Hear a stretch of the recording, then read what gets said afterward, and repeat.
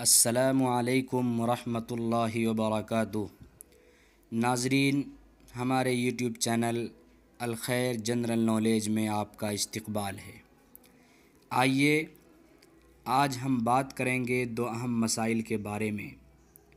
Number 1، کیا کوئی انسان اپنا خون کسی کو ہدیۃً یا قیمتاً دے سکتا ہے یا نہیں؟ نمبر 2، کیا کوئی انسان اپنا گردہ اپنے کسی رشتہ دار یا دوست و احباب کو قیمتاً یا ہدیۃً دے سکتا ہے یا نہیں؟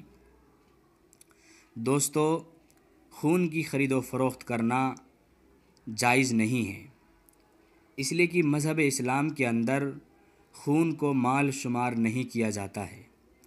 البتہ اگر کسی ماہر ڈاکٹر نے کسی مریض کے لیے خون دینا لازم و ضروری قرار دیا ہو اور خون دینے کے علاوہ مریض کے بچنے کی کوئی امید نہ ہو، نیز خون عطیہ کرنے والے کو کسی ضرر اور تکلیف کا اندیشہ نہ ہو، تو بوقت مجبوری بلا عوض کسی کو خون دینے کی اجازت ہے۔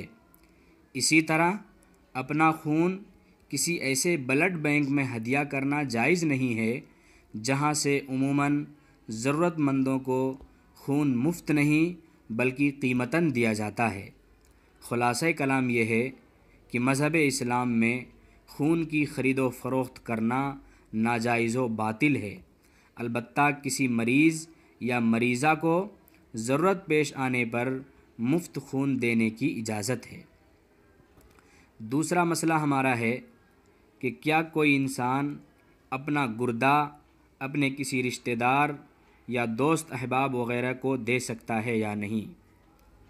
تو ناظرین، معلوم ہونا چاہیے کہ انسان اپنے اعضاء و اجزاء کا مالک نہیں ہے، اس لیے اپنے جسم کا کوئی بھی عضو مثلاً گردہ وغیرہ کسی کو نہ قیمتاً دیا جا سکتا ہے اور نہ ہی ہدیۃً دیا جا سکتا ہے، کیونکہ خون کے نکلنے کے بعد جسم انسانی میں خون دوبارہ تیار ہو جاتا ہے، جبکہ کسی عضو کو نکال لینے کے بعد وہی عضو بعینہ پیدا نہیں ہوتا ہے۔